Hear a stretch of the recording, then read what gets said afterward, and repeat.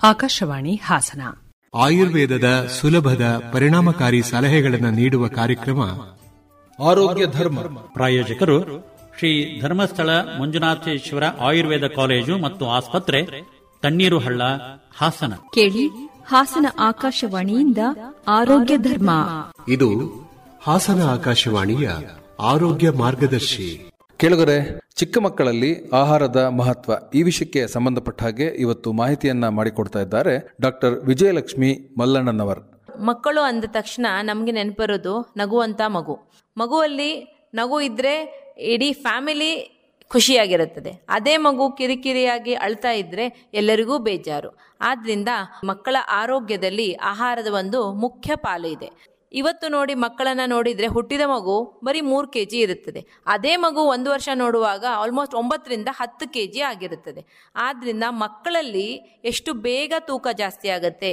ಹುಟ್ಟಿದ ಮಗು ಹುಟ್ಟಿದಾಗ ಬರೀ ಅಳೋದು, ಮಲ್ಕೊಳ್ಳೋದು ಇಷ್ಟೇ ಮಾಡುತ್ತೆ. ಅದೇ 1 ವರ್ಷದಲ್ಲಿ ಮಗು ಏನ್ ಮಾಡುತ್ತೆ? ಓಡಾಡುತ್ತೆ, 2 ಹೆಜ್ಜೆ ಇಡುತ್ತೆ, ಪುಟ್ಟ ಪುಟ್ಟ ಪದ ಮಾತಾಡುತ್ತೆ, ನೀವು ಬಾಯಿ ಮಾಡಿದ್ರೆ ಬಾಯಿ ಮಾಡುತ್ತೆ. ಸೊ ಈ ಎಲ್ಲ ಬೆಳವಣಿಗೆ ಮಕ್ಕಳಲ್ಲಿ ಎಷ್ಟು ಫಾಸ್ಟಾಗಿ ಆಗುತ್ತೆ ಅಂದರೆ ಅದಕ್ಕೆ ಆಹಾರದ ಸಪೋರ್ಟ್ ತುಂಬ ಬೇಕು. ಆಹಾರ ತುಂಬ ಮುಖ್ಯ. ಆದ್ದರಿಂದ ಮಕ್ಕಳಲ್ಲಿ ಹೇಗೆ ಆಹಾರ ಕೊಡೋದು, ಅದು ಮುಖ್ಯವಾಗಿ ಚಿಕ್ಕ ಮಕ್ಕಳಲ್ಲಿ ಹೇಗೆ ಆಹಾರ ಕೊಡಬೇಕು ಅನ್ನೋದನ್ನು ನಾನಿವತ್ತು ಹೇಳ್ತೀನಿ.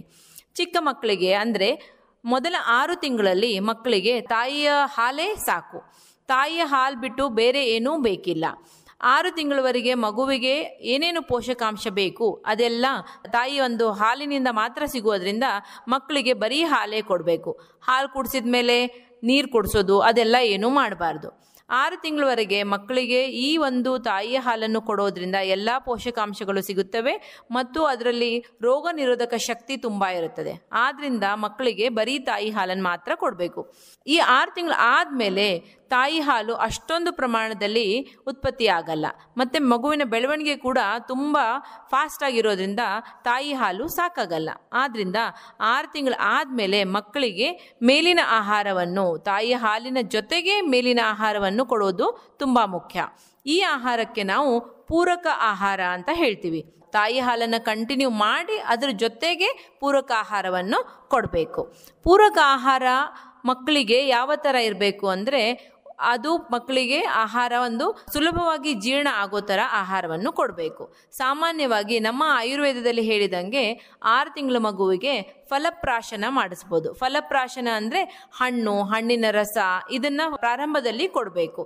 ಮಗು ಅದನ್ನು ತಗೊಳ್ಳೋಕೆ ಶುರು ಮಾಡಿದ ಮೇಲೆ ಮೇಲಿನ ಆಹಾರ ಅಂದರೆ ಗಂಜಿ ರೂಪದಲ್ಲಿ ಧಾನ್ಯಗಳನ್ನು ಬೇಯಿಸಿ ಕೊಡೋದು ಅದನ್ನೆಲ್ಲ ಮಾಡಬಹುದು. ಮೊದಲು ಶುರು ಮಾಡುವಾಗ ಈ ಬಾಳೆಹಣ್ಣು, ಪುಟ್ಟಬಾಳೆ ಇಂಥದನ್ನು ಕೊಡೋದು ಒಳ್ಳೆಯದು. ಆಮೇಲೆ ಮಕ್ಕಳಿಗೆ ಈ ಧಾನ್ಯಗಳಿಂದ ಗಂಜಿ ರೂಪದಲ್ಲಿ ಆಹಾರ ಮಾಡಿ ಕೊಡ್ಬೋದು.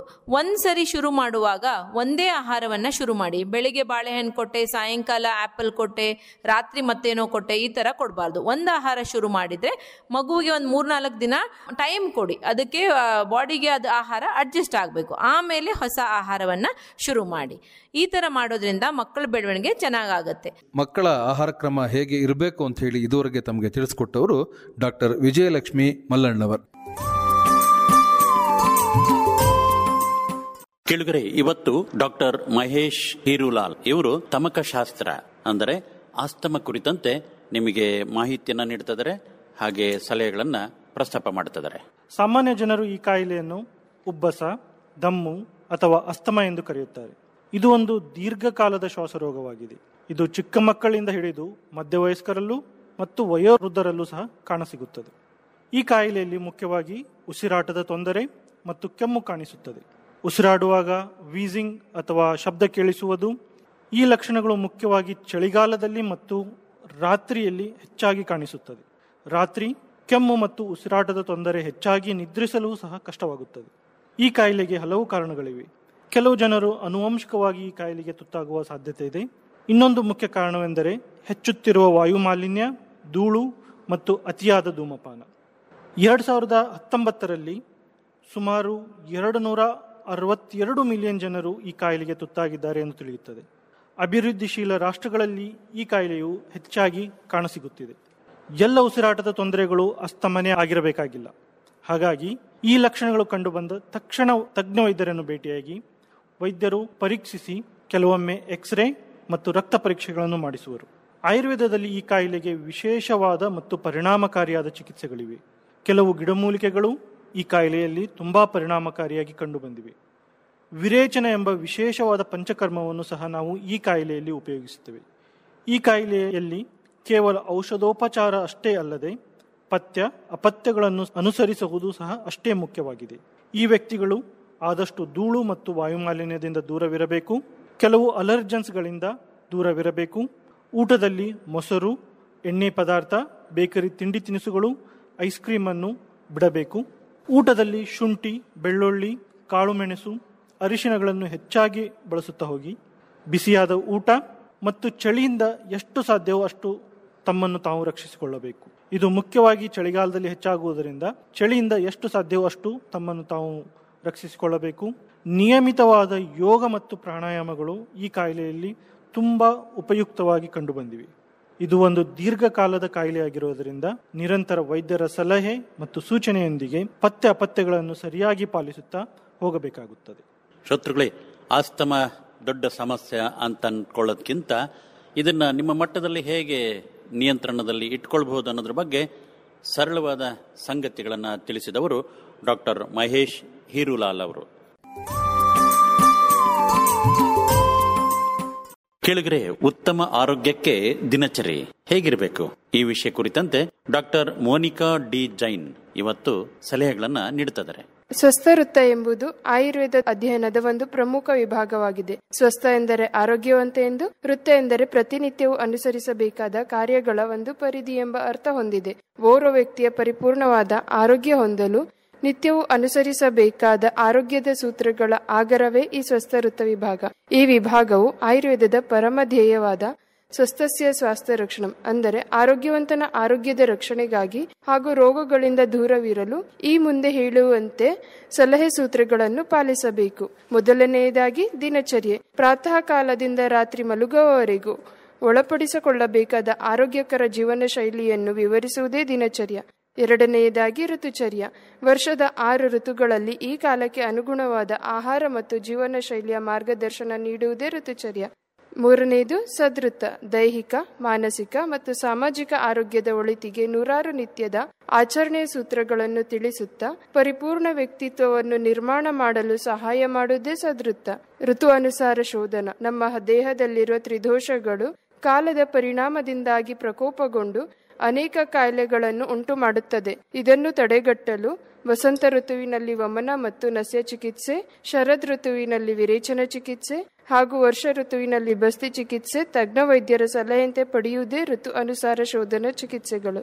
ರಸಾಯನ ಚಿಕಿತ್ಸೆ ವಯಸ್ಸು, ವೃತ್ತಿ ಹಾಗೂ ಮನೋದೈಹಿಕ ಪ್ರಕೃತಿಗೆ ಅನುಗುಣವಾದ ಆರೋಗ್ಯದ ಸ್ಥಿತಿ ನಮ್ಮದಾಗಿರುತ್ತದೆ. ಕೆಲವೊಮ್ಮೆ ಪುನಃ ನಿರ್ದಿಷ್ಟ ಕಾಯಿಲೆಗಳಿಗೆ ತುತ್ತಾಗುವುದನ್ನು ನಾವು ನೋಡಬಹುದು.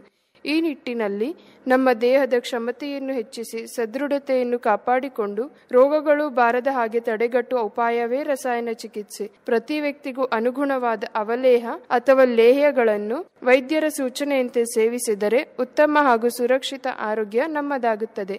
ಯೋಗ ನಮ್ಮ ಪ್ರತಿದಿನದ ಲವಲವಿಕೆ ಭರಿತ ಆರೋಗ್ಯಕ್ಕಾಗಿ, ಸಮತೋಲನದ ಮನಸ್ಥಿತಿಗಾಗಿ ಹಾಗೂ ರೋಗಗಳ ನಿಯಂತ್ರಣ ಮತ್ತು ನಿರ್ವಹಣೆಗಾಗಿ ದೈನಂದಿನ ಯೋಗಾಭ್ಯಾಸ ಒಂದು ವರದಾನವಾಗಿದೆ. ಅನುಭವಿ ವೈದ್ಯರು ಮತ್ತು ಯೋಗ ತಜ್ಞರ ಸಲಹೆ ಮೇರೆಗೆ ಯೋಗದ ಅಭ್ಯಾಸ ಮಾಡುವುದು ಒಳಿತು. ಕೊನೆಯದಾಗಿ ಆಹಾರದ ನೀತಿ ನಿಯಮಗಳು. ಆಹಾರ ಸೇವನೆಯ ನಿಯಮ, ವಿಧಿವಿಧಾನಗಳು, ಬೇಕು ಬೇಡಗಳು, ತಯಾರಿಕೆ ಕ್ರಮದ ಕುರಿತಾಗಿ ಸ್ವಸ್ಥ ವೃತ್ತ ವಿಭಾಗವು ಪರಿಪೂರ್ಣ ಮಾಹಿತಿಯನ್ನು ನಮಗೆ ಒದಗಿಸುತ್ತದೆ.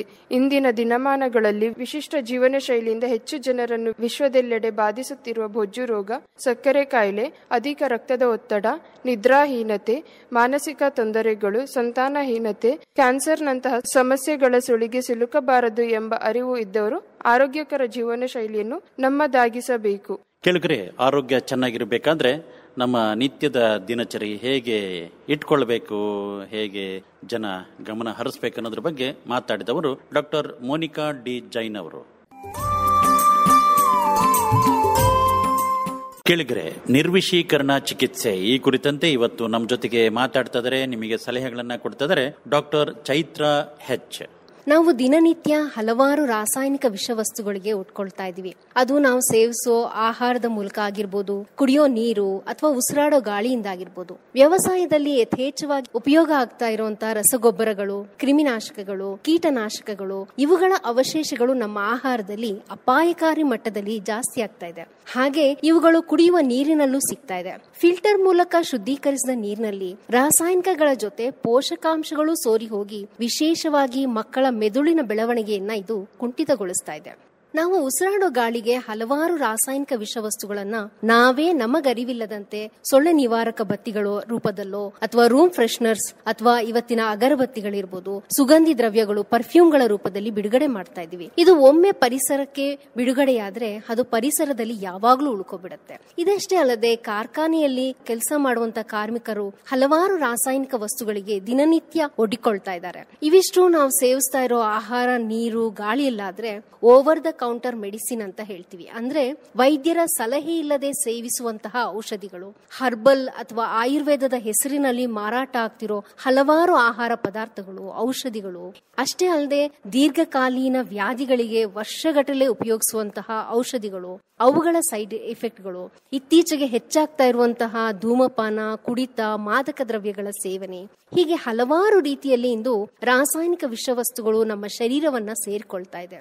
ಪ್ರತಿಯೊಂದು ರಾಸಾಯನಿಕವು ಒಂದೊಂದು ಅಂಗಾಂಗಗಳ ಮೇಲೆ ವಿಶೇಷ ಆಕರ್ಷಣೆ ಇರುತ್ತೆ. ಆ ಅಂಗಾಂಗಗಳನ್ನ ಕ್ರಮೇಣವಾಗಿ ದುರ್ಬಲಗೊಳಿಸುತ್ತೆ. ಈ ರೀತಿ ನಿತ್ಯ ಸಂಚಿತಗೊಳ್ತಾ ಇರುವ ಮತ್ತು ದೇಹದಿಂದ ಹೊರ ಹೋಗದೆ ಇರುವಂತಹ ಈ ವಿಷವಸ್ತುಗಳಿಗೆ ಆಯುರ್ವೇದ ಗ್ರಂಥಗಳಲ್ಲಿ ದೂಷಿ ವಿಷ ಅಂತ ಹೇಳ್ತೀವಿ. ಇದರಿಂದಾಗಿ ಏನಾಗ್ತಾ ಇದೆ ಅಂದ್ರೆ ಹಾರ್ಮೋನ್ಗಳ ವೈಪರೀತ್ಯ, ಥೈರಾಯ್ಡ್ ತೊಂದರೆ ಇರ್ಬೋದು, ಹೆಣ್ಣು ಮಕ್ಕಳಲ್ಲಿ ಹೆಚ್ಚಾಗ್ತಾ ಇರುವಂತಹ PCOD ತೊಂದರೆ, ಮುಟ್ಟಿನ ತೊಂದರೆಗಳು, ಗರ್ಭಪಾತಗಳು, ಸಂತಾನಹೀನತೆ, ನರಗಳ ದೌರ್ಬಲ್ಯ, ಪಾರ್ಕಿನ್ಸನ್ಸ್ ಕಾಯಿಲೆ ಇರ್ಬೋದು, ಅಲ್ಝಿಮಿಯರ್ಸ್ ಮರೆಗುಳಿತನ ಕಾಯಿಲೆ ಇರ್ಬೋದು, ವಿವಿಧ ರೀತಿಯ ಚರ್ಮ ಸಂಬಂಧಿ, ಶ್ವಾಸಕೋಶ ಸಂಬಂಧಿ ಅಲರ್ಜಿಗಳು, ಹೃದಯ ಸಂಬಂಧಿ ಕಾಯಿಲೆಗಳು, ಕಿಡ್ನಿ ವೈಫಲ್ಯ, ಮಾರಣಾಂತಿಕ ಕ್ಯಾನ್ಸರ್, ಹೀಗೆ ಪಟ್ಟಿ ಬೆಳೀತಾನೆ ಹೋಗುತ್ತೆ. ಈ ರೀತಿ ಸಂಚಿತ ವಿಷವಸ್ತುಗಳನ್ನ ದೇಹದಿಂದ ಹೊರಹಾಕುವ ಚಿಕಿತ್ಸೆಗೆ ನಿರ್ವಿಷೀಕರಣ ಚಿಕಿತ್ಸೆ ಅಂತ ಹೇಳ್ತೀವಿ. ನಿರ್ವಿಷೀಕರಣ ಚಿಕಿತ್ಸೆನ ಕೆಲವು ರೀತಿಯ ಪಾನೀಯಗಳಿಂದ ಅಥವಾ ಆಹಾರ ಪದಾರ್ಥಗಳಿಂದ, ಜೀವನ ಶೈಲಿಯ ಬದಲಾವಣೆಯಿಂದ ಕೂಡ ನಾವು ಮಾಡ್ಕೋಬಹುದು. ಅತಿ ಹೆಚ್ಚು ಸಂಚಿತಗೊಂಡ ವಿಷವಸ್ತುಗಳಿದ್ದಲ್ಲಿ ಬೇದಿ ಮೂಲಕನೋ ಅಥವಾ ಮಾಂತಿ ಮೂಲಕ ಅದನ್ನ ಹೊರಹಾಕಬೇಕಾಗ್ತದೆ. ಇಂದಿನ ಕಾಲದಲ್ಲಿ ಆರೋಗ್ಯವಂತರು ತಮ್ಮ ಆರೋಗ್ಯವನ್ನ ಕಾಪಾಡಿಕೊಳ್ಳೋದಕ್ಕೆ ವರ್ಷಕ್ಕೊಮ್ಮೆ ಈ ಚಿಕಿತ್ಸೆ ಮಾಡಿಕೊಳ್ಳೋದು ಉತ್ತಮ. ಆರೋಗ್ಯವಂತ ಸಂತತಿಯನ್ನು ಅಪೇಕ್ಷಿಸುವ ದಂಪತಿಗಳು ಗರ್ಭಧರಿಸುವ 3 ತಿಂಗಳ ಮೊದಲೇ ಈ ಚಿಕಿತ್ಸೆಗೆ ಒಳಪಡುವುದು ಒಳ್ಳೆಯದು. ದೀರ್ಘಕಾಲದಿಂದ ಹಲವಾರು ಕಾಯಿಲೆಗಳಿಗೆ ಔಷಧಿ ಸೇವಿಸುತ್ತಿರುವ ಆರೋಗ್ಯಾಕಾಂಕ್ಷಿಗಳು ಕೂಡ ಆ ಔಷಧಿಗಳ ದುಷ್ಪರಿಣಾಮಗಳನ್ನು ಕಡಿಮೆಗೊಳಿಸಲು ಈ ಚಿಕಿತ್ಸೆಗೆ ಒಳಪಡಬಹುದು.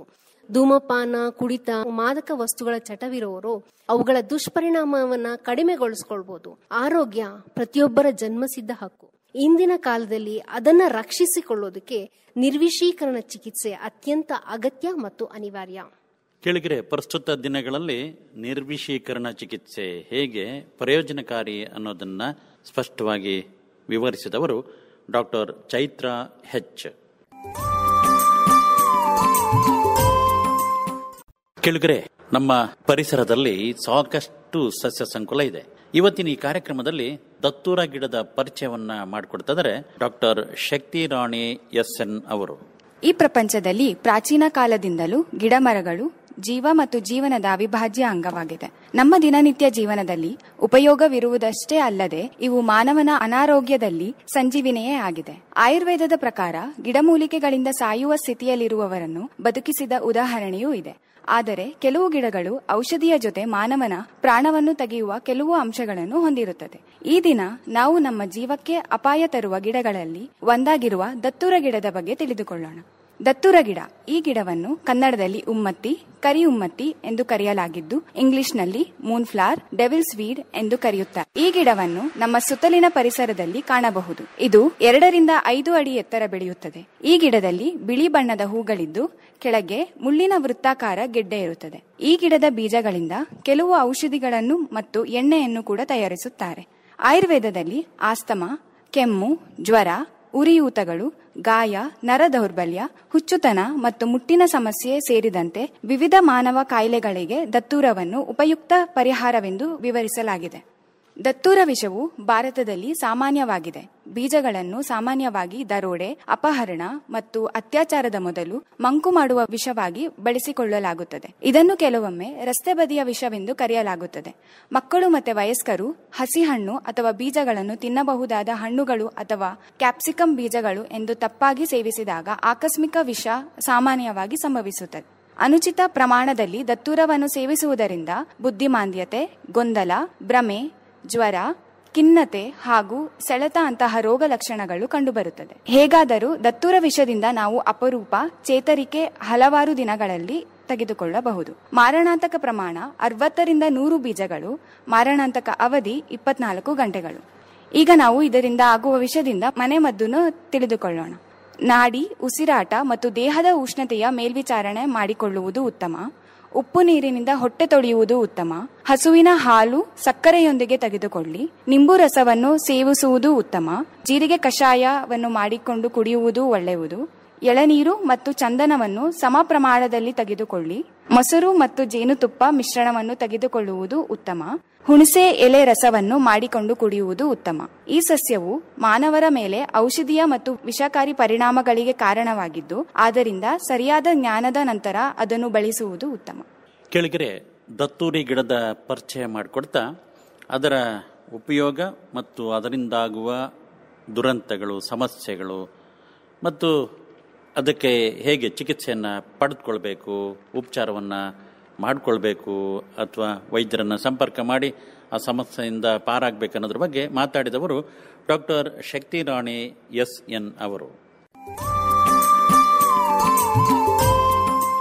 ಕೇಳಿದ್ರೆ ರೋಗ ತಡೆಗಟ್ಟುವ ಮಾರ್ಗಗಳು ಈ ಕುರಿತಂತೆ ಇವತ್ತು ಮಾತಾಡ್ತಿದ್ದಾರೆ ಡಾಕ್ಟರ್ ಮುರಳೀಧರ್ P. ಪೂಜಾರ್. ಸಾಮಾನ್ಯವಾಗಿ ರೋಗಗಳು ಬಂದ ನಂತರ ಚಿಕಿತ್ಸೆ ಮಾಡೋದಕ್ಕಿಂತ ರೋಗಗಳು ಬಾರದಂತೆ ತಡೆಗಟ್ಟೋದು ತುಂಬಾ ಮಹತ್ವವಾದದ್ದು. ಇದಕ್ಕೆ ಆಯುರ್ವೇದದಲ್ಲಿ ಕೆಲವು ಸಿದ್ಧಾಂತಗಳನ್ನ ಹೇಳಿದ್ದಾರೆ. ಅವುಗಳನ್ನ ವಿಕಾರ ಅನುತ್ಪತ್ತಿಕರ ಚಿಕಿತ್ಸೆಗಳು ಅಂತಂದು ಹೇಳ್ತಾರೆ. ಅವುಗಳು ಯಾವುವು ಅಂತಂದ್ರೆ, ಆಯುರ್ವೇದದ ಪ್ರಮುಖ ಗ್ರಂಥವಾದ ಒಂದು ಚರಕ ಸಂಹಿತೆಯಲ್ಲಿ ಆಚಾರ್ಯ ಚರಕರು ಹೇಳ್ತಾರೆ, ತ್ಯಾಗ ಪ್ರಜ್ಞಾಪರಾಧಶ್ಚ ಇಂದ್ರಿಯೋಪಶಮ ಸ್ಮೃತಿ ದೇಶಕಾಲಾತ್ಮ ವಿಜ್ಞಾನಂ ಸದೃತ್ತು ಸ್ಯಾನುವರ್ತನಂ ಅಂತ.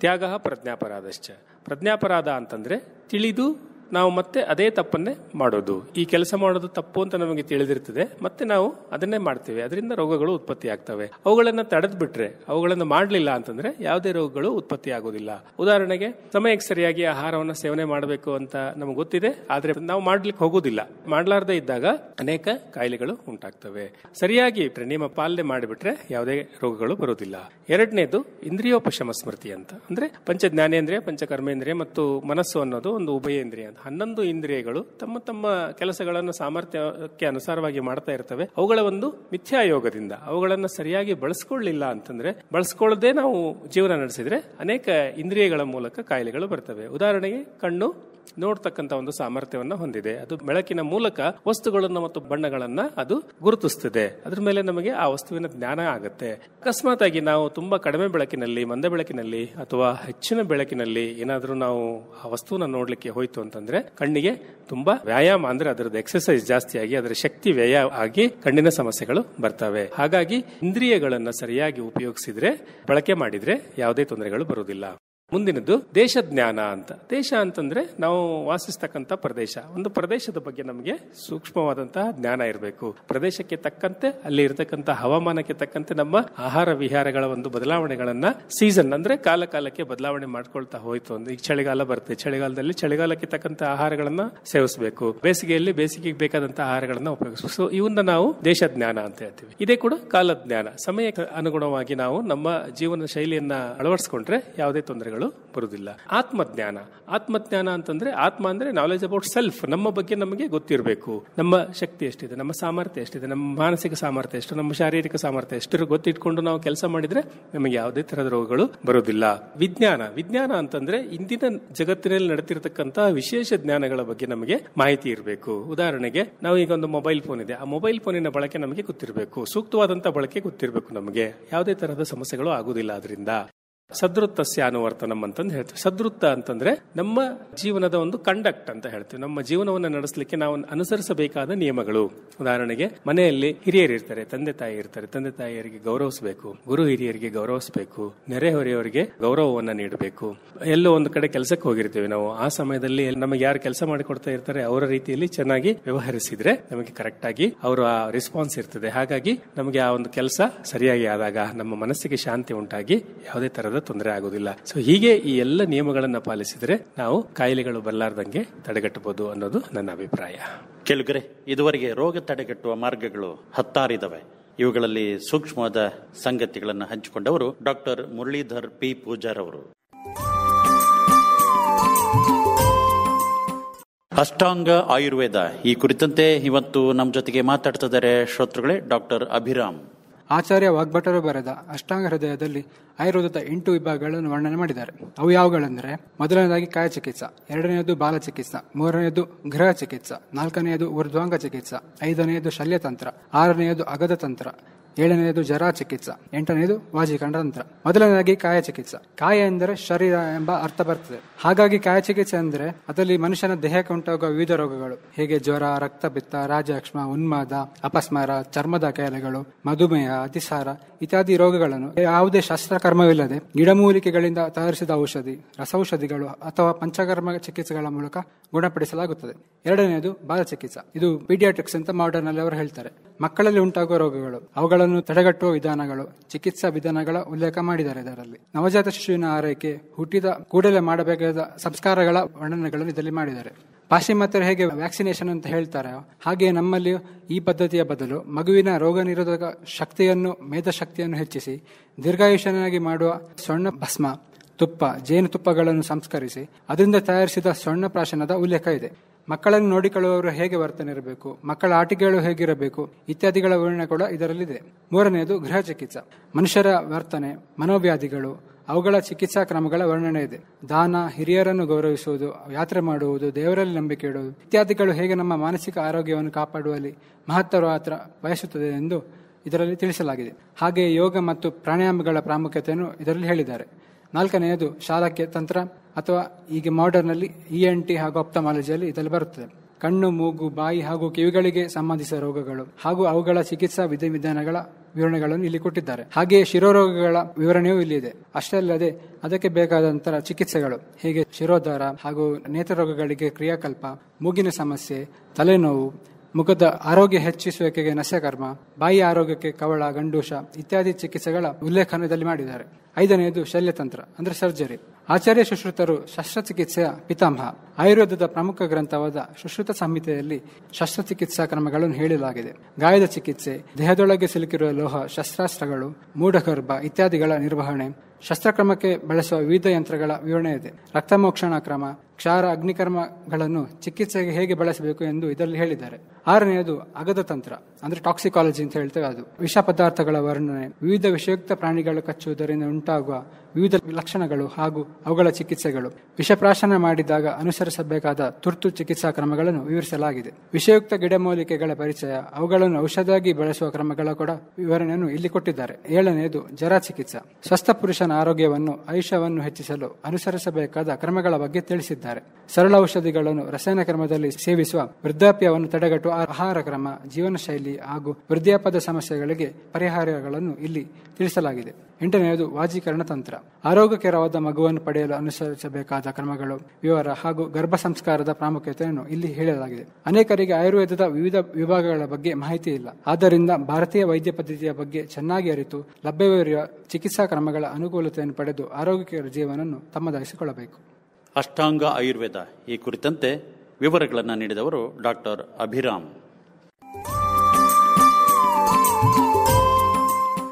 ಕೇಳಿದ್ರೆ ಇವತ್ತು ಸ್ಥೂಲಕಾಯ ಅಂದ್ರೆ ನಮ್ಮ ದೇಹ ದಡೂತಿಯಾಗಿ ಬೆಳೆಯೋದಿದೆಯಲ್ಲ, ಇದರ ಕುರಿತಂತೆ ಮಾತಾಡ್ತಿದ್ದಾರೆ ಡಾಕ್ಟರ್ ಹುಚ್ಚಪ್ಪ ಅಕ್ಕಿ. ಎಲ್ಲರಿಗೂ ನಮಸ್ಕಾರ. ಇಂದು ನಾವು ಸ್ಥೂಲಕಾಯ ಅಥವಾ ಬೊಜ್ಜು ರೋಗದ ಬಗ್ಗೆ ತಿಳಿದುಕೊಳ್ಳೋಣ. ಇಂದಿನ ಯಾಂತ್ರಿಕ ಯುಗದಲ್ಲಿ ಬೊಜ್ಜು ಒಂದು ಸಾಮಾನ್ಯ ಕಾಯಿಲೆಯಾಗಿದೆ. ಇದು ಚಿಕ್ಕ ಮಕ್ಕಳಿಂದ ಹಿಡಿದು ವಯೋವೃದ್ಧರವರೆಗೂ ಕಾಣಸಿಗುತ್ತದೆ. ಅಭಿವೃದ್ಧಿ ಹೊಂದುತ್ತಿರುವ ದೇಶಗಳಲ್ಲಿ ಇದು ಹೆಚ್ಚಾಗಿ ಕಾಣಿಸುತ್ತದೆ. ಇದಕ್ಕೆ ಮುಖ್ಯ ಕಾರಣಗಳೆಂದರೆ ನಮ್ಮ ಬದಲಾದ ಜೀವನ ಶೈಲಿ, ಸಿಹಿ ತಿಂಡಿಗಳ ಅತಿ ಸೇವನೆ, ಎಣ್ಣೆಯಲ್ಲಿ ಕರಿದ ಪದಾರ್ಥಗಳ ಅತಿ ಸೇವನೆ, ಹಗಲು ನಿದ್ದೆ ಮಾಡುವುದು, ಇದು ಒಂದೊಂದು ಸಲ ಆನುವಂಶಿಕವಾಗಿ ಬರುತ್ತದೆ. ಅತಿಯಾದ ಮಾಂಸ ಸೇವನೆಯಿಂದ, ಸುಖಜೀವನ ಶೈಲಿಯಿಂದ, ಅವ್ಯಾಯಾಮದಿಂದ ಸ್ಥೂಲರೋಗವು ಕಂಡುಬರುತ್ತದೆ. ಇದರ ಮುಖ್ಯ ಲಕ್ಷಣಗಳೆಂದರೆ ಹೆಚ್ಚಾದ ದೇಹದ ತೂಕ ಪ್ರತಿಯೊಬ್ಬ ವ್ಯಕ್ತಿಗೂ ಅವನ ವಯಸ್ಸು ಮತ್ತು ದೇಹದ ಎತ್ತರಕ್ಕೆ ಅನುಗುಣವಾಗಿ ಇರಬೇಕು. ಇದು ಹೆಚ್ಚಾದಾಗ ಹಲವು ತೊಂದರೆಗಳನ್ನು ಮಾಡುತ್ತದೆ. ಅವುಗಳೆಂದರೆ ಏದುಸಿರು, ಅತಿಯಾದ ಬೆವರು, ಗೊರಕೆ, ದುರ್ವಾಸನೆ, ಹೊಟ್ಟೆ, ಸೊಂಟ, ಸ್ತನ ಹಾಗೂ ತೊಡೆ ಭಾಗಗಳಲ್ಲಿ ಹೆಚ್ಚಿನ ಕೊಬ್ಬಿನಾಂಶ ಶೇಖರಣೆ, ಅತಿಯಾದ ನಿದ್ದೆ, ಶ್ವಾಸ ಮತ್ತು ಕಾಸ ಮುಂತಾದ ಲಕ್ಷಣಗಳು ಕಾಣಬಹುದು.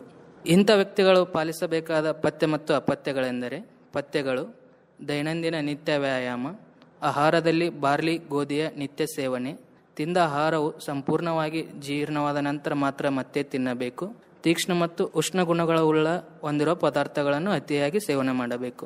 ಅಪಥ್ಯಗಳೆಂದರೆ ಶೀತಲ ಪದಾರ್ಥಗಳು, ಅತಿಯಾಗಿ ಸಿಹಿ ತಿನಿಸುಗಳು, ಹಗಲು ನಿದ್ದೆ ಮಾಡುವುದು, ಹಾಲು ಮತ್ತು ಮೊಸರನ್ನು ಕಡಿಮೆ ತಿನ್ನಬೇಕು. ಶ್ರೋತೃಗಳೇ, ಎಷ್ಟು ಚಂದವಾಗಿದೆ ಅಲ್ವಾ? ನಾವು ಸುಖವಾಗಿರ್ಬೇಕಂತ ಅಂದ್ಕೊಂಡು ಕಷ್ಟನ ಪಡಕ್ಕೆ ಹೋಗೋದಿಲ್ಲ, ಮತ್ತು ಎಲ್ಲದೂ ಸಿಗುತ್ತೆ, ನಮ್ಮಲ್ಲಿ ದುಡ್ಡಿದೆ ಅಂತ ಅಂದ್ಕೊಂಡು ಏನೆಲ್ಲ ತಿನ್ನೋ ಆಸೆ ಇದೆಯಲ್ಲ, ಬೈಕ್ ಇದೆಯಲ್ಲ, ಇದು ಇವತ್ತು ಎಷ್ಟು ಸಮಸ್ಯೆಯನ್ನು ಉಂಟು ಮಾಡಿದೆ ಮಕ್ಕಳಿಗೂ ಮತ್ತು ನಿಮಗೂ ಅನ್ನೋದನ್ನು ನೀವು ಅರಿತುಕೊಂಡಿದ್ದೀರಿ. ಈ ಹಿನ್ನೆಲೆಯಲ್ಲಿ ಮುಂದಾಗುವ ಸಮಸ್ಯೆಗಳನ್ನು ನೀವು ತಪ್ಪಿಸಲಿಕ್ಕೆ, ಆರೋಗ್ಯವಂತರಾಗಿ ಜೀವನ ಮಾಡಲಿಕ್ಕೆ ಕೆಲವು ಸಂಗತಿಗಳು ನಿಮಗೆ ಬೇಕಾಗ್ತವೆ ಅನ್ನೋ ಒಂದು ಸಂಗತಿಯನ್ನು ಇವತ್ತು ನಿಮ್ಮ ಮುಂದಿಟ್ಟಿದವರು ಹಾಗೆ ತಿಳಿಸಿದವರು ಡಾಕ್ಟರ್ ಹುಚ್ಚಪ್ಪ ಅಕ್ಕಿಯವರು. ಆರೋಗ್ಯವೇ ಮಹಾಭಾಗ್ಯ ಅನ್ನೋದನ್ನು ನಾವು ಮರಿಬಾರದು. ಹಸಿವಾದಾಗ ಮಾತ್ರ ಸೇವನೆ ಮಾಡೋದು ಒಳ್ಳೆಯದಂತ ಎಲ್ಲರಿಗೂ ಗೊತ್ತಿದ್ರೂ ಹಸಿವಾಗದಲ್ಲೇ ಸೇವನೆ ಮಾಡೋದು ಅಪಾಯಕಾರಿ ಅಲ್ವಾ ಶ್ರೋತೃಗಳೇ? ಕೇಳುಗರೆ, ಇವತ್ತು ಲಕ್ವದ ಬಗ್ಗೆ ಮಾತಾಡ್ತಿದ್ರೆ ಡಾಕ್ಟರ್ ಮುತ್ತಪ್ಪ ತೋಟದ. ಈ ಲಕ್ವ ಎಂದ್ರೆ ಮೆದುಳಿನ ರಕ್ತನಾಳಗಳಲ್ಲಿ ಅವರೋಧ ಆಗೋದು ಅಥವಾ ಮೆದುಳಿನ ರಕ್ತನಾಳಗಳಲ್ಲಿ ಒಡೆಯೋದು ಅಥವಾ ಬ್ಲೀಡಿಂಗ್ ಆಗೋದು. ಈ ಎರಡು ಕ್ರಿಯೆಯಿಂದ ಮೆದುಳಿನ ನರ್ವ್ಸ್ಗೆ ರಕ್ತ ಪೂರೈಕೆ ಆಗದೆ ಇದ್ರೆ ಈ ಸ್ಟ್ರೋಕ್ ಎಂಬ ಕಾಯಿಲೆ ಉತ್ಪನ್ನ ಆಗತ್ತೆ. ಜಗತ್ತಿನಲ್ಲಿ ಪ್ರಸ್ತುತ ಈ ಕಾಯಿಲೆಯ ಪರಿಸ್ಥಿತಿ ಅಥವಾ ಚಿತ್ರಣ ಹೇಗಿದೆ ಅಂದ್ರೆ, ಪ್ರತಿ 2 ಸೆಕೆಂಡ್ಸ್ಗೆ ಒಬ್ಬ ವ್ಯಕ್ತಿ ಈ ಕಾಯಿಲೆಯಿಂದ ಬಳಲ್ತಾನೆ, ಪ್ರತಿ 6 ಸೆಕೆಂಡ್ಗೆ ಈ ಕಾಯಿಲೆಯಿಂದ ಒಬ್ಬ ವ್ಯಕ್ತಿ ಸಾಯ್ತಾನೆ. ಈ ಕಾಯಿಲೆ ಕೆಲವು ವ್ಯಕ್ತಿಗಳಲ್ಲಿ ಸರಳವಾಗಿ ಕಂಡು ಬರುತ್ತೆ. ಅಂತಹ ವ್ಯಕ್ತಿಗಳು ಯಾರು ಅಂದ್ರೆ, ಮಧುಮೇಹ ಪೇಷಂಟ್ ಇರುವಂತವರು, ಅಥವಾ ಬ್ಲಡ್ ಪ್ರೆಷರ್ ಇರುವಂತಹ ವ್ಯಕ್ತಿಗಳು, ಅಥವಾ ಕೊಲೆಸ್ಟ್ರಾಲ್ ಜಾಸ್ತಿ ಇರುವಂತಹ ವ್ಯಕ್ತಿಗಳು, ಈ ಒಬೆಸಿಟಿ ಅಥವಾ ಸ್ಥೌಲ್ಯ ಇರುವಂತಹ ವ್ಯಕ್ತಿ, ಹೃದಯ ಸಂಬಂಧಿ ಅಥವಾ ಹಾರ್ಟ್ ಡಿಸೀಸ್ ಇರುವಂತಹ ವ್ಯಕ್ತಿಗಳು, ಸ್ಮೋಕ್ ಮಾಡೋರಲ್ಲಿ ಅಥವಾ ಸೆಡೆಂಟರಿ ಲೈಫ್ ಸ್ಟೈಲ್ ಅಥವಾ ಟೇಬಲ್ ವರ್ಕ್ ಈ ತರ ಮಾಡುವಂತಹ ವ್ಯಕ್ತಿಗಳಲ್ಲಿ ಈ ಕಾಯಿಲೆ ಜಾಸ್ತಿ ಕಂಡು ಬರುತ್ತೆ. ಇದನ್ನ ಗುರುತಿಸೋದು ಹೇಗೆ ಅಂದ್ರೆ, ನಾವು ಒಂದು ಶಬ್ದವನ್ನ ನೆನಪಿಟ್ಕೋಬೇಕು, ಫಾಸ್ಟ್ ಅನ್ನೋದು. ಫಾಸ್ಟ್ ಅಂದ್ರೆ FAST. ಎಫ್ ಅಂದ್ರೆ ಫೇಸಿಯಲ್ ವೀಕ್ನೆಸ್, ಮುಖದಲ್ಲಿ ವ್ಯತ್ಯಾಸ ಕಂಡು ಬಂದಾಗ, ಮುಖದಲ್ಲಿ ವೀಕ್ನೆಸ್ ಕಂಡು ಬಂದಾಗ. ಎ ಅಂದ್ರೆ ಆರ್ಮ್ ಅಥವಾ ಲೆಗ್, ಅಂದ್ರೆ ಈ ಕೈ ಕಾಲುಗಳಲ್ಲಿ ವೀಕ್ನೆಸ್ ಕಂಡು ಬಂತು ಅಂದ್ರೆ. ಎಸ್ ಅಂದ್ರೆ ಸ್ಪೀಚ್, ಈ ಮಾತಿನಲ್ಲಿ ವ್ಯತ್ಯಾಸ ಕಂಡು ಬಂತು ಅಂದ್ರೆ. ಈ ಮೂರಲ್ಲಿ ಒಂದಾಗ್ಲಿ 2 ಅಥವಾ 3 ಕಂಡು ಬಂದ್ರೂ ನಾವು ಕೂಡಲೇ ಚಿಕಿತ್ಸೆ ಪಡಿಬೇಕು. ಟಿ ಅನ್ನೋದು ಟೈಮ್. ಸೊ ಎಷ್ಟು ಬೇಗ ನಾವು ಚಿಕಿತ್ಸೆ ಪಡಿತೀವಿ ಅಷ್ಟೇ ಬೇಗ ಸಂಪೂರ್ಣವಾಗಿ ಗುಣಮುಖರಾಗ್ತೀವಿ. ನಾವು ಎಷ್ಟು ಡಿಲೇ ಮಾಡ್ತೀವಿ, ಲೇಟ್ ಮಾಡ್ತೀವಿ, ಗುಣಮುಖರಾಗುವಲ್ಲೂ ಕಮ್ಮಿ ಆಗತ್ತೆ, ನಿಧಾನ ಆಗತ್ತೆ, ಆಮೇಲೆ ಸಂಪೂರ್ಣವಾಗಿ ಗುಣಮುಖರಾಗೋದು ಚಾನ್ಸಸ್ ಕಮ್ಮಿ. ಆದ್ದರಿಂದ ನಾವು ಬೇಗ ಟ್ರೀಟ್ಮೆಂಟ್ ತಗೋಬೇಕು. ಈಗ ನಾವು ಸಮಾಜದಲ್ಲಿ ನೋಡ್ತೀವಿ, ಈ ಸ್ಟ್ರೋಕ್ ಇಂದ ಬಳಲುತ್ತಿರುವಂತಹ ಕುಟುಂಬದಲ್ಲಿ ಆ ಕುಟುಂಬಕ್ಕೆ ಆ ವ್ಯಕ್ತಿ ನೋಡ್ಕೊಳ್ಳಕ್ಕೆ ಇನ್ನೊಬ್ಬ ಮನುಷ್ಯ ಬೇಕು. ಅದ್ರ ಜೊತೆಗೇನೆ ಆ ರೋಗಿ ಕುಟುಂಬಕ್ಕೆ ಆರ್ಥಿಕವಾಗಿ ಹೊರೆ ಆಗ್ತಾನೆ. ಸೊ ಇದನ್ನೆಲ್ಲ ನೋಡಿದಾಗ ನಾವು ಈ ಕಾಯಿಲೆ ಬರ್ದಂಗೆ ನೋಡಿಕೊಳ್ಳೋದು ಉತ್ತಮ ಅನ್ಸುತ್ತೆ, ಮುಖ್ಯ ಅನ್ಸುತ್ತೆ. ಅದಕ್ಕೋಸ್ಕರ ಕೆಲವೊಂದು ನಾವು ಮುನ್ನೆಚ್ಚರಿಕೆ ಕ್ರಮಗಳು ಅಥವಾ ತಡೆಗಟ್ಟುವ ವಿಧಾನಗಳನ್ನ ಫಾಲೋ ಮಾಡಬೇಕು. ಫಾರ್ ಎಕ್ಸಾಂಪಲ್, ನಾವು ಮಧುಮೇಹ ಅಥವಾ ಬ್ಲಡ್ ಪ್ರೆಷರ್ ಬಳಲ್ತಿದ್ರೆ ಅದನ್ನ ಕಂಟ್ರೋಲ್ ಇಟ್ಕೋಬೇಕು. ಈಗ ಒಬೆಸಿಟಿ ಇತ್ತು, ಸ್ಥೌಲ್ಯ ಇತ್ತು, ಅದನ್ನ ಚಿಕಿತ್ಸೆ ಪಡಿಬೇಕು. ಈಗ ಸ್ಮೋಕಿಂಗ್ ಅಂದ್ರೆ ನಿಲ್ಲಿಸಬೇಕು, ಸ್ಮೋಕಿಂಗ್ ಅಥವಾ ಧೂಮ್ರಪಾನ ಸೇವನೆಯನ್ನ ನಿಲ್ಲಿಸಬೇಕು.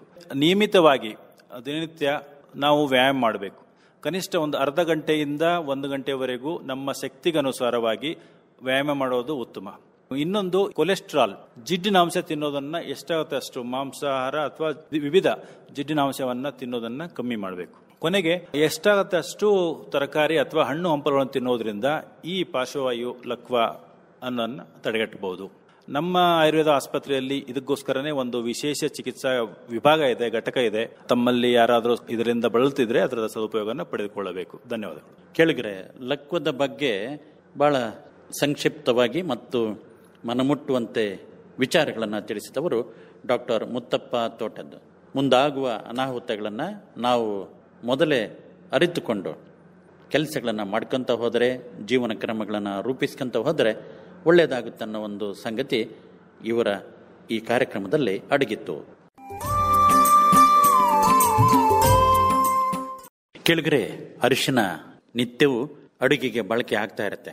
ಅರಿಶಿನದ ಮಹತ್ವ ಆರೋಗ್ಯ ರಕ್ಷಣೆಯಲ್ಲಿ ಹೇಗಿದೆ ಅನ್ನೋದ್ರ ಬಗ್ಗೆ ಇವತ್ತು ಮಾತಾಡ್ತಿದ್ದಾರೆ ಡಾಕ್ಟರ್ ರೂಪಾ ತೆಗ್ಗಿ ಅವರು. ಅರಿಶಿನ ಒಂದು ದಿನನಿತ್ಯ ಅಡುಗೆಗೆ ಮತ್ತು ಸೌಂದರ್ಯವರ್ಧನಕ್ಕೆ ಸಾಮಾನ್ಯವಾಗಿ ಉಪಯೋಗಿಸುವ ಪದಾರ್ಥ. ಇಂದು ನಾವು ಅರಿಶಿನದ ಆರೋಗ್ಯ ಲಾಭಗಳನ್ನು ತಿಳಿಯೋಣ. ನಮ್ಮ ಆಯುರ್ವೇದದ ಪ್ರಕಾರ ಅರಿಶಿನದ ಕಾಂಡವನ್ನು ಉಪಯೋಗಿಸಬೇಕು. ಚರಕಾಚಾರ್ಯರ ಪ್ರಕಾರ ಅರಿಶಿನ ಒಂದು ಲೇಖನೀಯ, ಕುಷ್ಠ, ಕ್ರಿಮಿ ಮತ್ತು ತುರುಕೆ ರೋಗ ಕಡಿಮೆ ಮಾಡಲು ಉಪಯೋಗ ಮಾಡಬೇಕು. ಅರಿಶಿನದಿಂದ ಕಫ ಮತ್ತು ವಾತ ಕಡಿಮೆಯಾಗುತ್ತದೆ ಮತ್ತು ವರ್ಣ ವೃದ್ಧಿಸುತ್ತದೆ. ಅರಿಶಿನವನ್ನು ಯಾವೆಲ್ಲ ರೋಗದಲ್ಲಿ ಉಪಯೋಗಿಸಬಹುದೆಂದರೆ ಪ್ರಮೇಹ, ಕುಷ್ಠ, ವ್ರಣ, ಪಾಂಡು, ಕಾಮಾಲೆ ಮತ್ತು ಸಿಫಿಲಿಸ್ ಮುಂತಾದವುಗಳಲ್ಲಿ ಉಪಯೋಗಿಸಬಹುದು. ಅರಿಶಿನದ ಮಾತ್ರಾ ಪ್ರಮಾಣವನ್ನು ನೋಡೋಣ. ಸ್ವರಸವಾದರೆ 10 ರಿಂದ 20 ml ಉಪಯೋಗಿಸಬಹುದು. ಪುಡಿಯಾದರೆ 2 ರಿಂದ 4 ಗ್ರಾಂ ಉಪಯೋಗಿಸಬಹುದು. ಅರಿಶಿನದಿಂದ ತಯಾರಿಸಿದ ಔಷಧಿ ಕಲ್ಪಗಳು. ಹರಿದ್ರಾಕಾಂಡ ಇದನ್ನು ವಿವಿಧ ರೀತಿಯ ಕುಷ್ಠ ಮತ್ತು ಎಲ್ಲ ರೀತಿಯ ಅಲರ್ಜಿಗಳಲ್ಲೂ ಉಪಯೋಗಿಸಬಹುದು. ಮಕ್ಕಳಲ್ಲಿ 1 ರಿಂದ 2 ಗ್ರಾಂ ಹರಿದ್ರಾಕಾಂಡವನ್ನು ಜೇನುತುಪ್ಪ ಅಥವಾ ಹಾಲಿನೊಂದಿಗೆ ಕೊಡಬೇಕು. ದೊಡ್ಡವರಿಗಾದರೆ 5 ರಿಂದ 10 ಗ್ರಾಂ ಹಾಲು ಅಥವಾ ಜೇನುತುಪ್ಪದೊಂದಿಗೆ ಸೇವಿಸಬೇಕು. ವ್ರಣಶೋಧನ ತೈಲ ಒಂದು ತಿಳುವಾದ ಬಟ್ಟೆ ಸಹಾಯದಿಂದ ಇದನ್ನು ಹಚ್ಚಿಕೊಳ್ಳಬೇಕು. ವ್ರಣದಲ್ಲಿ ಮತ್ತು ಶಿರೋವಿರೇಚನದಲ್ಲಿ ಉಪಯೋಗಿಸಬಹುದು. ನಿಶಾಮಲಕಿ ಚೂರ್ಣ ಪ್ರಮೇಹ, ಉರಿಮೂತ್ರದಲ್ಲಿ ಮತ್ತು ಡಯಾಬಿಟಿಕ್ ರೆಟಿನೋಪತಿ ಅಂತಹ ರೋಗವನ್ನು ತಡೆಗಟ್ಟಲು ಮತ್ತು ಯೌವನ ವೃದ್ಧಿಸಲು ಉಪಯೋಗಿಸಬಹುದು. ಮಕ್ಕಳಲ್ಲಿ 1 ರಿಂದ 2 ಗ್ರಾಂ ಕೊಡಬೇಕು. ದೊಡ್ಡವರಿಗಾದರೆ 3 ರಿಂದ 4 ಗ್ರಾಂ ಕೊಡಬಹುದು. ಹರಿದ್ರಾದಿ ಧೂಮವರ್ತಿ ಹೆಚ್ಚಾಗಿ ಸಾಮಾನ್ಯ ಜನರು ಇದನ್ನು ಕೋವಿಡ್ ಕಾಲದಲ್ಲಿ ಬಳಸಲು ಆರಂಭಿಸಿದರು.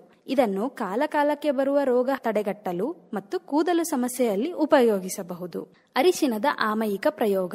ವ್ಯಂಗ್ಯದಲ್ಲಿ ಅರಿಶಿನ, ರಕ್ತಚಂದನ ಹಾಗೂ ಹಾಲು ಸೇರಿಸಿ ಪೇಸ್ಟ್ ಮಾಡಿ ಮುಖಕ್ಕೆ ಹಚ್ಚಿಕೊಳ್ಳಬಹುದು. ಶ್ಲಿಪದ ಮತ್ತು ಕುಷ್ಠದಲ್ಲಿ ಅರಿಶಿನವನ್ನು ಸ್ವಲ್ಪ ಬೆಲ್ಲ ಮತ್ತು ಗೋಮೂತ್ರದೊಂದಿಗೆ ಸೇವಿಸಬೇಕು. ಪಿತ್ತಜ ಪ್ರಮೇಹದಲ್ಲಿ ಅರಿಶಿನದ ಕಷಾಯವನ್ನು ತೆಗೆದುಕೊಳ್ಳಬೇಕು. ವ್ಯಾಧಿ ಕ್ಷಮತ್ವವನ್ನು ವೃದ್ಧಿಸಲು ಚಿಟಿಕೆ ಅರಿಶಿನ ಹಾಗೂ ಉಗುರು ಬೆಚ್ಚಗಿನ ಹಾಲು ಎರಡನ್ನೂ ಬೆರೆಸಿ ಸೇವಿಸಬೇಕು. ಅರಿಶಿನ ವ್ಯಾಧಿ ಕ್ಷಮತ್ವ ವೃದ್ಧಿಸುವ ಔಷಧಿಗಳ ಸಾಲಿನಲ್ಲಿ ಮೊದಲು ಕಂಡುಬರುತ್ತದೆ. ಅರಿಶಿನದ ಸ್ವರಸವನ್ನು ಶೋಥ, ಆರ್ಥ್ರೈಟಿಸ್, ಕಿಡ್ನಿ ಸಮಸ್ಯೆ ಹಾಗೂ ಕ್ಯಾನ್ಸರ್, ಕೆಟ್ಟ ಕೊಲೆಸ್ಟ್ರಾಲ್ ಕಡಿಮೆಯಾಗಿಸಲು, ತೂಕ ಕಡಿಮೆಯಾಗಿಸಲು ಉಪಯೋಗ ಮಾಡಬಹುದೆಂದು ಇತ್ತೀಚಿನ ಸಂಶೋಧನೆ ಪ್ರಕಾರ ತಿಳಿದು ಬಂದಿದೆ. ಅರಿಶಿನವನ್ನು ಅಡುಗೆ, ಔಷಧಿ ಅಷ್ಟೇ ಅಲ್ಲದೆ ಮಂಗಲ ಕಾರ್ಯಗಳಲ್ಲೂ ಉಪಯೋಗಿಸುತ್ತೇವೆ. ನಿಜ, ಅರಿಶಿನ ಎಷ್ಟು ಭಿನ್ನ ಭಿನ್ನವಾಗಿ ಬಳಕೆ ಆಗ್ತಾ ಇದೆ ಅನ್ನೋದ್ರ ಬಗ್ಗೆ ತಾವು ಸಂಗತಿಗಳನ್ನ ತಿಳಿಸಿದ್ರಿ. ಕೇಳುಗರೆ, ಇದುವರೆಗೆ ಅರಿಶಿನ ಕುರಿತಂತೆ ವಿಚಾರಗಳನ್ನು ಹಂಚಿದವರು ಡಾಕ್ಟರ್ ರೂಪಾ ತೆಗ್ಗಿ. ಇದುವರೆಗೆ ಆಯುರ್ವೇದದ ಸುಲಭದ ಪರಿಣಾಮಕಾರಿ ಸಲಹೆಗಳನ್ನು ನೀಡುವ ಕಾರ್ಯಕ್ರಮ ಆರೋಗ್ಯ ಧರ್ಮ ಮೂಡಿಬಂತು. ಕಾರ್ಯಕ್ರಮದ ನಿರ್ಮಾಣ ವಿಜಯ್ ಅಂಗಡಿ.